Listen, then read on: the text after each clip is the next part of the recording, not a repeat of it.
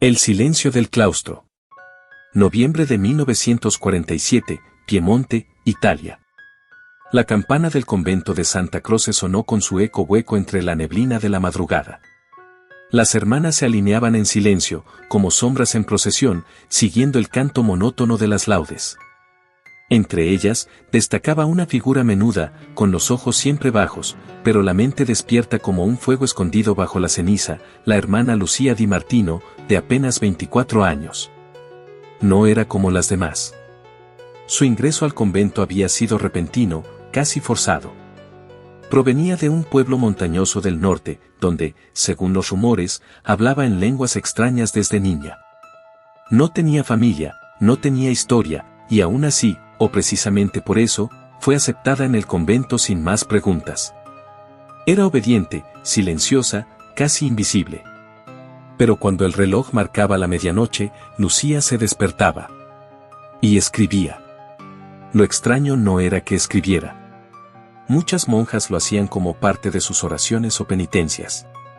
Pero Lucía escribía en un idioma que ninguna reconocía a simple vista. No era italiano, ni latín eclesiástico. Era un latín arcaico, gramaticalmente perfecto, pero repleto de giros que solo un erudito medieval podría haber comprendido. Y Lucía nunca había estudiado. Sor Teresa, la Madre Superiora, fue la primera en notar lo que estaba ocurriendo.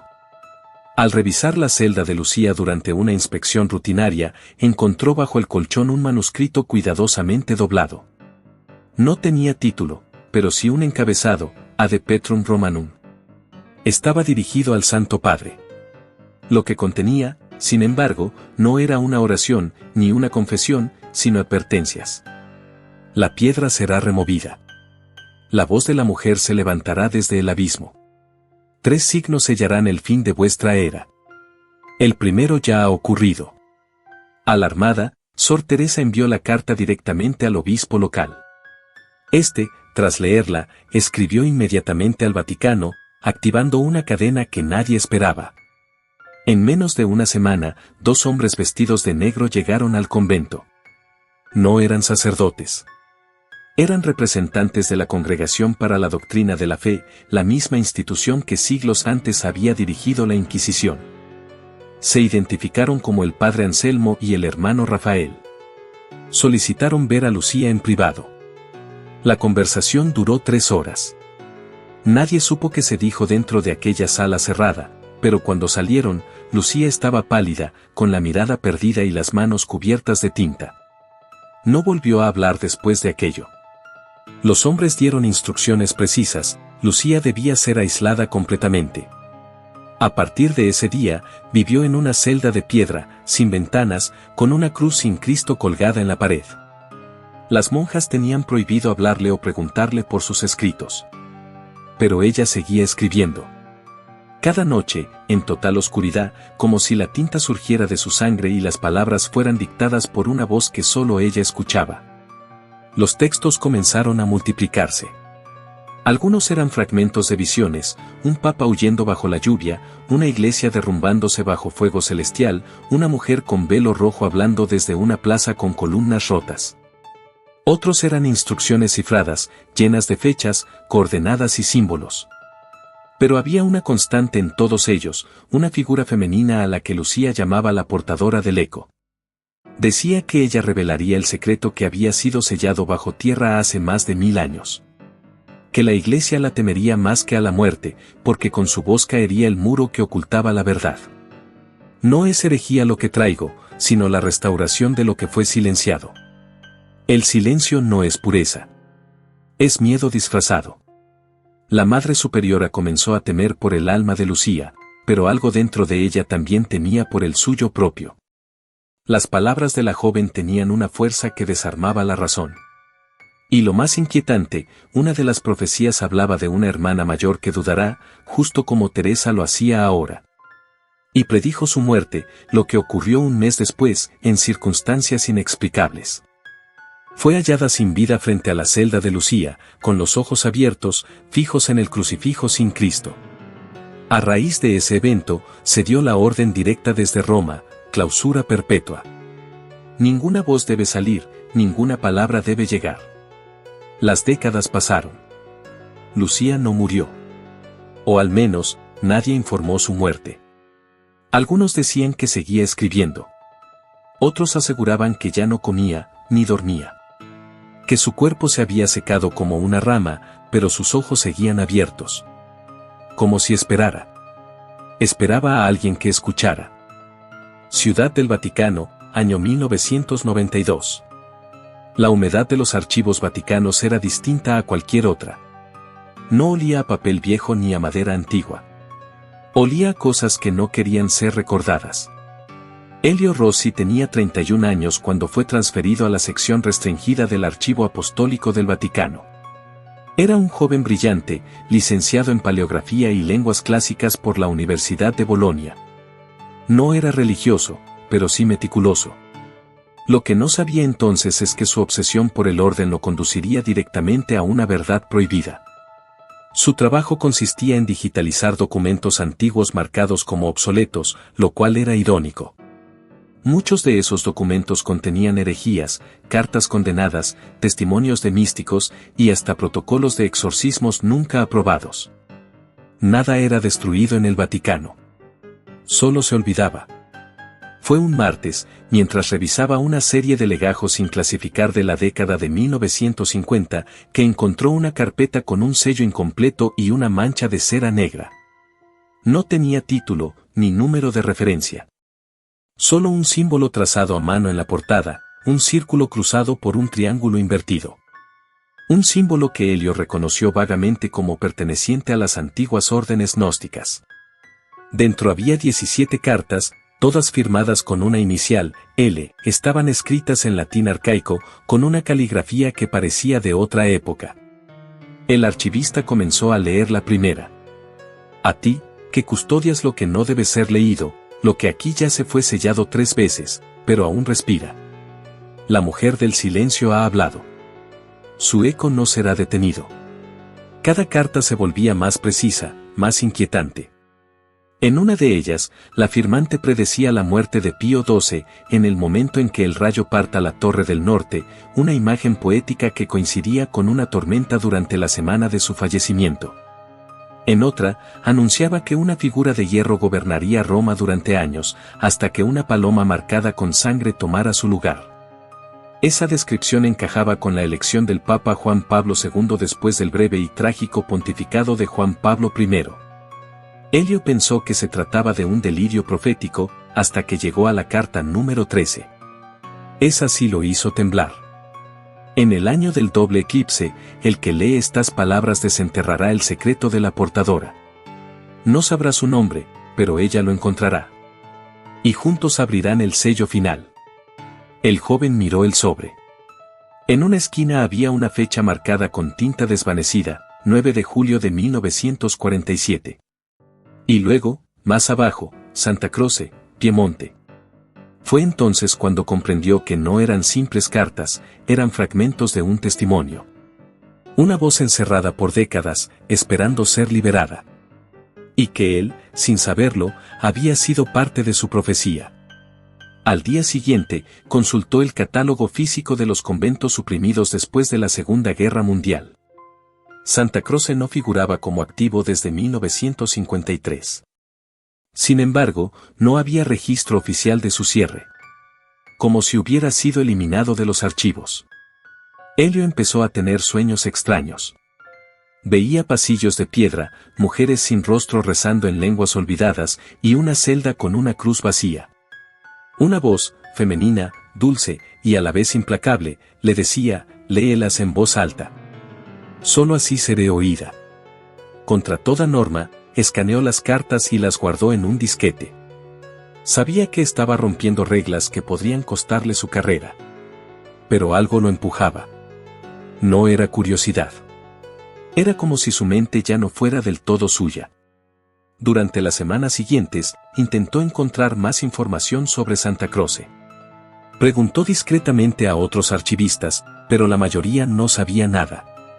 Solo un viejo sacerdote italiano, el padre Matteo, le respondió con una frase perturbadora. Si realmente las encontraste, entonces reza. Porque la mujer de Santa Croce no fue una hereje. Fue algo mucho más peligroso, una verdad con cuerpo de mujer. Elio quiso saber más, pero el padre se negó. Esa misma noche, el sacerdote murió de un infarto fulminante. El joven archivista sintió que había cruzado un umbral invisible. Poco después, recibió una carta anónima, escrita a mano, sin remitente. Sabemos lo que hiciste. Detente. No volverás a leer otra palabra más sin consecuencias. Pero Elio ya no podía detenerse. Había enviado una copia de los manuscritos digitalizados a una periodista con quien había trabajado años atrás, Diana Cifuentes, experta en textos antiguos y colaboradora de una revista especializada en misticismo y apócrifos. Ella no tardó en responder. Su mensaje era claro: esto es real. Estoy en camino a Italia. No estás solo. A partir de entonces, Elio supo que su vida jamás volvería a ser la misma. Lo que no sabía era que alguien, o algo, lo observaba desde el principio. Porque en algún rincón del Vaticano, donde las cámaras no llegaban y la fe se confundía con el poder, alguien había recibido una alerta. Una alerta con 3 palabras selladas en rojo. Lucía ha hablado. Enero de 1993, Roma, Italia. Las campanas de San Pedro marcaban las 6 de la mañana cuando Diana Cifuentes llegó a la estación Termini. Había viajado desde Madrid sin anunciarse, cargando una mochila con copias impresas de los manuscritos enviados por Elio Rossi. Cada página la había leído más de una docena de veces durante el trayecto. Y sin embargo, no comprendía por completo lo que decían. No eran simplemente profecías. Eran instrucciones codificadas. Fragmentos de visiones que parecían alternar entre realidad histórica y advertencias espirituales. Lo que más la inquietaba era una serie de símbolos repetidos en las cartas, 4 círculos concéntricos con líneas rotas y palabras escritas en griego antiguo. Después de analizarlo con un amigo epigrafista, concluyó que era una especie de mecanismo astronómico mezclado con claves bíblicas. Lo llamaban, según las cartas, el reloj espiritual. Ese reloj tenía 4 fases. Las 3 primeras ya se habían cumplido, según Lucía. La 4ª estaba por comenzar. Fase I, la voz del león silencioso. Hace referencia al año 1958, cuando el cónclave eligió al Papa Juan XXIII. Según la carta, su elección fue forzada por una coalición que deseaba sellar nuevamente el pozo del eco, es decir, silenciar cualquier revelación sobre la figura femenina olvidada por la Iglesia. El león era símbolo de fuerza, pero su voz fue silenciada con diplomacia. Fase 2. El trono del hombre de hierro. Coincide con el largo pontificado de Juan Pablo II, quien fue llamado por Lucía el que camina entre las ruinas y las cámaras selladas. Ella afirmaba que él sabía de su existencia, pero eligió no hablar. Durante su papado, hubo intentos de abrir ciertos archivos, pero fueron bloqueados. Fase 3. La sangre en la piedra. Una alusión directa al atentado que sufrió Juan Pablo II en 1981, el cual Lucía predijo con detalles escalofriantes. También mencionaba que una mancha de sangre quedaría en el suelo del Vaticano como señal de que el tiempo del 4.º reloj estaba próximo. Fase 4. La portadora del eco. Aquí las cartas se volvían crípticas. Solo decían: cuando el 4.º reloj suene, la voz será mujer. Y la piedra hablará. Entonces no habrá retorno. Diana estaba convencida de que esa fase hablaba de una revelación femenina que sacudiría los cimientos de la Iglesia. No se trataba solo de profecía, había conocimiento perdido, ocultado deliberadamente. Y esa figura, la portadora, no era un símbolo, era real. 3 días después, Diana se reunió con Elio en una cafetería discreta a pocas calles del Vaticano. Él lucía ojeroso, paranoico, como si esperara ser arrestado en cualquier momento. Desde que te escribí, me siguen. Lo sé. Y no solo con cámaras, susurró. Anoche encontré marcas en mi puerta. 3 cruces negras. Eso es advertencia de silencio. Diana extendió las hojas impresas sobre la mesa. Esto no es simple teología. Es código simbólico. Estas cartas describen un sistema profético basado en astronomía, numerología bíblica y sucesiones papales. Pero lo más perturbador es que Lucía parece conocer eventos que aún no habían ocurrido, y lo hace con una precisión escalofriante. ¿Y el reloj?, preguntó Elio. ¿Qué crees que es? Un contador. Un mecanismo para señalar cuándo se activaría lo que ella llama el retorno de la voz. El reloj no marca horas, marca acontecimientos. Ambos sabían que estaban entrando en un terreno peligroso. Pero ya no podían retroceder. Esa noche, Diana revisó los manuscritos en su habitación. Una de las últimas cartas tenía un sello distinto, en vez del símbolo gnóstico, tenía un dibujo rudimentario de una mujer con una antorcha. Junto a ella, Lucía había escrito: cuando la portadora despierte, la ciudad de las 7 colinas temblará. El eco romperá la piedra. Y entonces, el mundo verá lo que fue sepultado con nombres falsos y santos silenciosos. Debajo, una fecha, 13 de mayo de 2000. Diana se estremeció. Faltaban exactamente 7 años. Pero esa fecha tenía significado. El 13 de mayo era el aniversario de la primera aparición de la Virgen en Fátima, otro misterio profundamente vinculado con el Vaticano. ¿Era coincidencia? En ese momento, recibió una llamada. Era Elio. Su voz sonaba entrecortada, urgente. Ven ahora. Encontré algo en el reverso de las cartas. Usa luz negra. Colgó antes de que pudiera preguntar más. Diana corrió por las calles vacías hasta el apartamento de Elio. Al llegar, lo encontró pálido, temblando, pero vivo. Sobre la mesa, había dispuesto una lámpara UV y varias cartas abiertas. Bajo la luz, comenzaron a revelarse inscripciones invisibles, diagramas, palabras en hebreo antiguo, y lo más inquietante, un mapa. El mapa mostraba un lugar, la cripta bajo la Capilla Sistina. Pero no la cripta habitual. Era un pasaje oculto, marcado con 3 números, 11 de septiembre de 33. Esto es una coordenada interna del archivo papal, dijo Elio. El pasaje existe. Y hay referencias a él en textos del siglo XVI. Nadie entra allí sin permiso, pero tú y yo sabemos que esto no es invención. Diana respiró hondo. Sabía lo que tenían que hacer. Vamos a encontrar ese lugar. Y vamos a descubrir quién fue Lucía, y por qué el Vaticano le temía más que a las criaturas del infierno. Porque ya no se trataba solo de manuscritos. Era una cuenta regresiva. Y el cuarto reloj estaba por sonar. Febrero de 1993, Vaticano, Roma. El silencio de la madrugada envolvía los pasillos del Vaticano como una manta densa e impenetrable. Las luces tenues de los corredores apenas revelaban las figuras estáticas de las estatuas de mármol que, bajo la penumbra, parecían vigilar más que adornar. Elio y Diana, ocultos tras una puerta lateral del archivo pontificio, sabían que ese sería su único intento. Habían pasado semanas investigando el número 11 de septiembre de 33 que Lucía había anotado bajo la tinta invisible.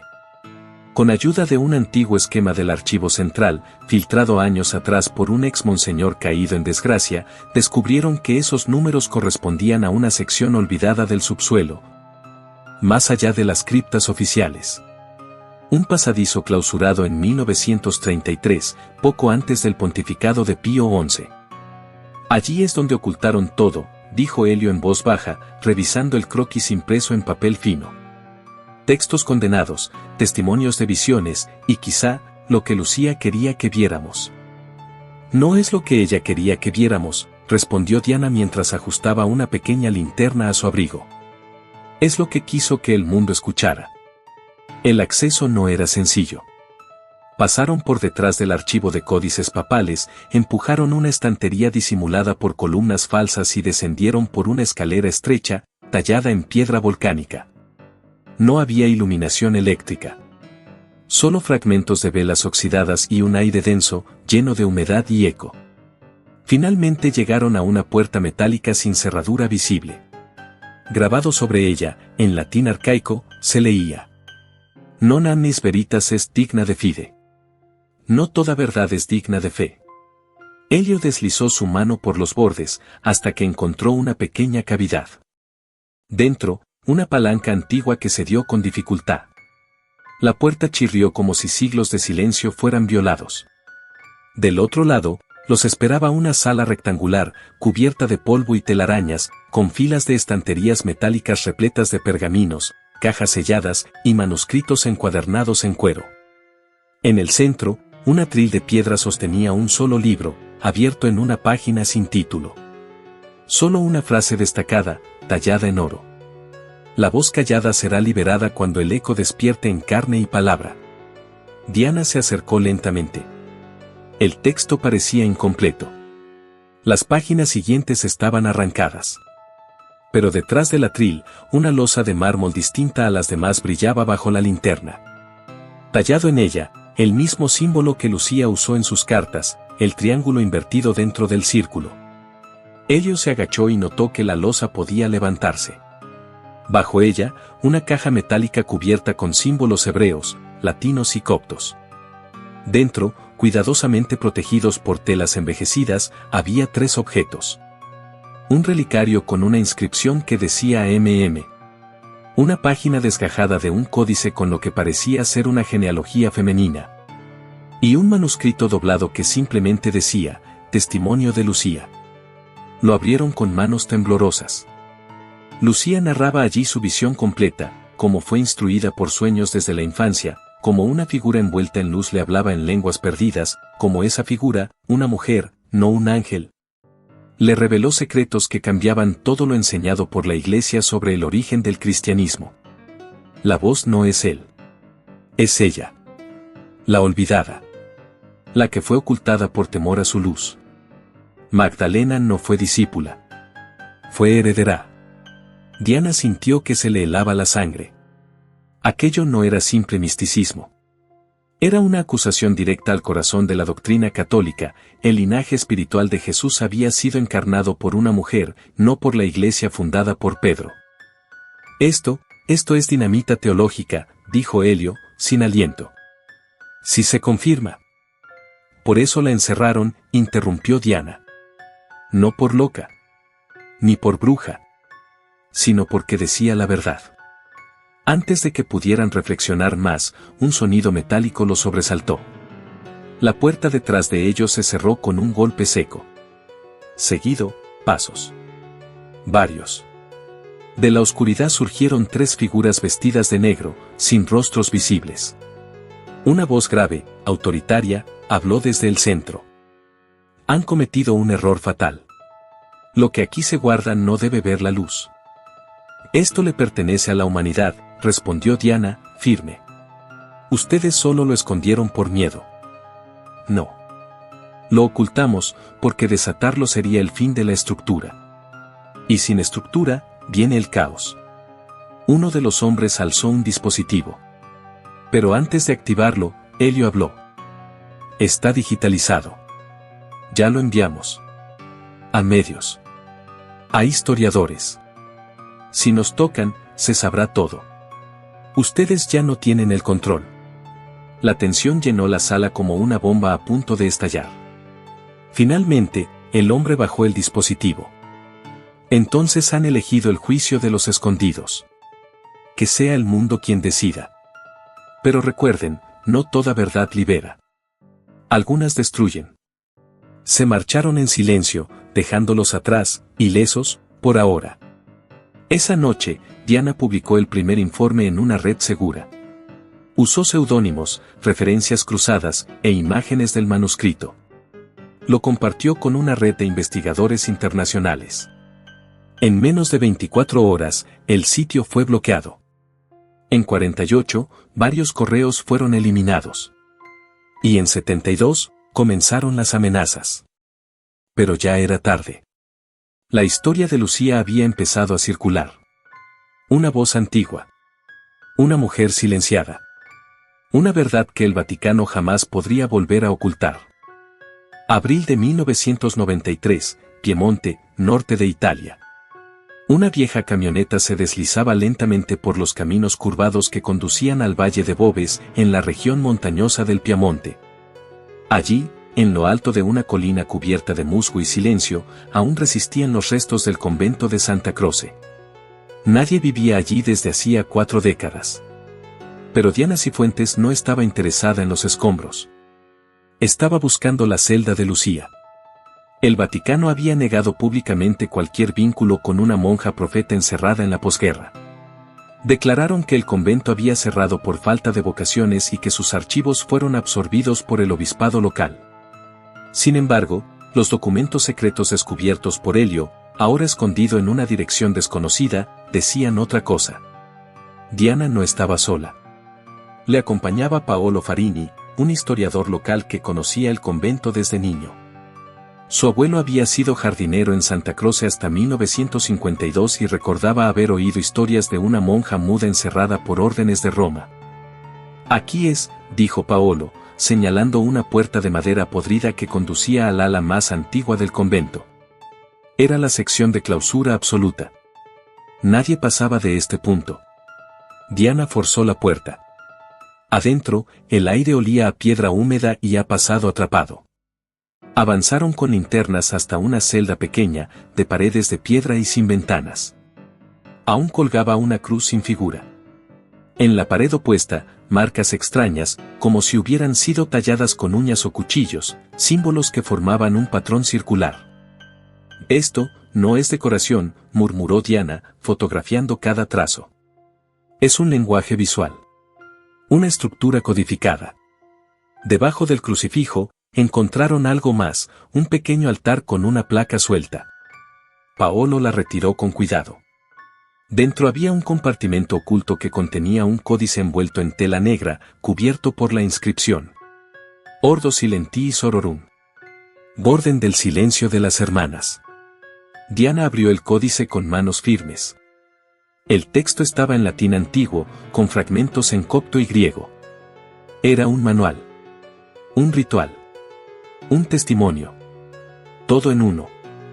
Hablaba de un grupo de mujeres, iniciadas en secretos prohibidos, que operaban dentro de la iglesia desde el siglo III. No eran brujas, ni herejes, ni monjas comunes. Eran guardianas de una verdad olvidada, la existencia de un linaje espiritual femenino que habría sido portador del mensaje original de Jesús, pero silenciado por los concilios posteriores. Estas mujeres no tenían nombres. Usaban números.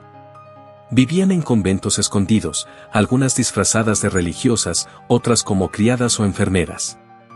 Todas tenían una misión: proteger el legado de Magdalena, mantener viva la voz y prepararse para el momento del despertar. Lucía, según el códice, había sido la última reconocida por esta orden. Fue señalada por sus visiones, instruida en secreto por una monja ciega que murió antes de poder revelarle todo el conocimiento. Y entonces Lucía fue encerrada. Por miedo. Por poder. Por profecía. No era una mujer loca, dijo Paolo, con voz trémula. Era la última de una cadena rota. Diana sintió un escalofrío. Todo lo que había descubierto hasta ahora cobraba un nuevo sentido. Las profecías no eran predicciones, sino recordatorios. Señales de un plan antiguo que debía completarse, con o sin la aprobación del Vaticano. Horas más tarde, mientras Diana analizaba las imágenes y el contenido del códice, encontró una sección marcada con tinta roja. Estaba titulada, La voz reclamará el eco. Y describía una ceremonia final, que debía ocurrir cuando el cuarto reloj comenzara a sonar. Los elementos eran claros. Una mujer conocedora de la verdad prohibida. El testimonio de la heredera, las cartas de Lucía. El retorno al lugar del silencio, la celda del convento. Y un acto público de revelación. Debía ser ejecutado ante testigos. Ante cámaras. Ante el mundo. Esto es un llamado a romper el último sello, dijo Diana en voz alta. Y esa, soy yo. Pero no estaba sola. Afuera del convento, una figura observaba desde lejos. No era del Vaticano. No era enviada por obispos ni cardenales. Era una mujer, vestida de negro, con un velo antiguo que le cubría el rostro. Tenía en su cuello el mismo símbolo del triángulo invertido con el círculo. Cuando Diana salió al exterior, la mujer ya no estaba. Solo quedaba una nota, clavada en la puerta de entrada, escrita en caligrafía gótica. Portadora, no está sola. nosotras te escuchamos. Y estamos listas. En ese momento, Diana supo que lo que estaba por ocurrir ya no era solo un descubrimiento. Era el inicio de una restauración. La voz se alzaría. Y el eco haría temblar las piedras del Vaticano. 13 de mayo del año 2000, Plaza de San Pedro, Ciudad del Vaticano. Las campanas resonaban como nunca. Miles de fieles llenaban la explanada central esperando la ceremonia jubilar del tercer milenio. Era una fecha simbólica. El Papa Juan Pablo II estaba a punto de leer la tercera parte del Secreto de Fátima, según anunciaba el Vaticano. Una revelación que el mundo había esperado durante décadas. Pero algo más estaba ocurriendo en otro lugar, lejos de las cámaras oficiales. Diana Cifuentes se encontraba en una pequeña habitación alquilada a solo 2 calles de la basílica. Frente a ella, una cámara conectada en vivo a una red clandestina, un puñado de periodistas alternativos y en sus manos, el testimonio completo de Lucía. El reloj marcó las 12. El cuarto reloj había sonado. Hoy no hablará un cardenal, comenzó Diana. Hoy hablará quien fue silenciada por siglos. Su nombre fue Lucía, pero antes de ella fueron muchas. Hoy, revelamos el eco. Activó la transmisión y comenzó a leer palabra por palabra. Mientras tanto, en el Vaticano. El Papa había comenzado a leer el supuesto secreto de Fátima. Hablaba de persecución, de guerras, de sufrimiento. Pero lo que decía parecía cuidadosamente editado. No mencionaba nombres. No señalaba a la institución. No hablaba de una voz femenina. Sin embargo, algunos miembros de la curia no prestaban atención al pontífice. Miraban nerviosamente sus teléfonos. Algo se estaba propagando a una velocidad inesperada. El video de Diana se había vuelto viral en cuestión de minutos. Alguien había retransmitido la señal a foros internacionales, redes católicas disidentes y canales de conspiración religiosa. La imagen era clara, documentos originales, pruebas físicas, comparaciones de fechas. Una línea de profetas femeninas que había sido callada, distorsionada, hasta ahora. El testimonio de Lucía hablaba de 3 verdades principales. Jesús no fundó una estructura jerárquica. Su legado fue entregado a María Magdalena como símbolo viviente del amor, sabiduría y revelación. La figura de Magdalena fue deliberadamente desplazada. En los primeros concilios, su rol fue borrado o transformado en una imagen pecaminosa para desacreditarla. Una línea femenina de guardianas custodió el eco de la voz. A lo largo de los siglos, fueron perseguidas, encerradas o reducidas a leyendas. Lucía fue la última conocida. Diana también mostró el códice encontrado en Santa Croce, los mapas, los símbolos y los documentos oficiales filtrados del Archivo Secreto Vaticano. No se trataba solo de una mujer visionaria. Se trataba de una verdad documentada, enterrada y temida. La reacción fue inmediata. Un ala del Vaticano negó todo al instante, calificándolo de teatro herético. Pero otros comenzaron a guardar silencio. Investigadores, sacerdotes retirados, incluso monjas activas, empezaron a escribir, hablar y compartir sus propias experiencias de censura, visiones y archivos negados. Un cardenal del sur de Francia renunció en directo esa misma semana. Una teóloga alemana publicó su propia versión del Evangelio de Magdalena, con base en manuscritos del desierto de Nag Hammadi, y la relacionó directamente con Lucía. Las redes no tardaron en bautizar el fenómeno como el Evangelio del Eco. 3 semanas después, Diana desapareció. Fue vista por última vez en un convento de Jerusalén, donde buscaba una tumba sin nombre señalada en los escritos de Lucía. Algunos afirman que vive con otra identidad. Otros, que fue silenciada como tantas antes. Pero lo cierto es que su mensaje no murió con ella. El video fue replicado, traducido, archivado en la red profunda, preservado en servidores de universidades independientes. Su rostro se volvió símbolo de resistencia, su voz, la continuación del eco. Y Lucía. La Iglesia nunca reconoció oficialmente su existencia. Sin embargo, una estatua apareció sin explicación frente a Santa Croce en el año 2003. tallada en mármol blanco, con túnica sencilla y sin rostro definido. Solo una inscripción a sus pies. Ella habló. Y ahora todos escuchan. Porque aunque el Vaticano lo intentó, no pudo enterrar una verdad que ya había despertado. Y cuando la voz es femenina, no hay poder que la silencie para siempre.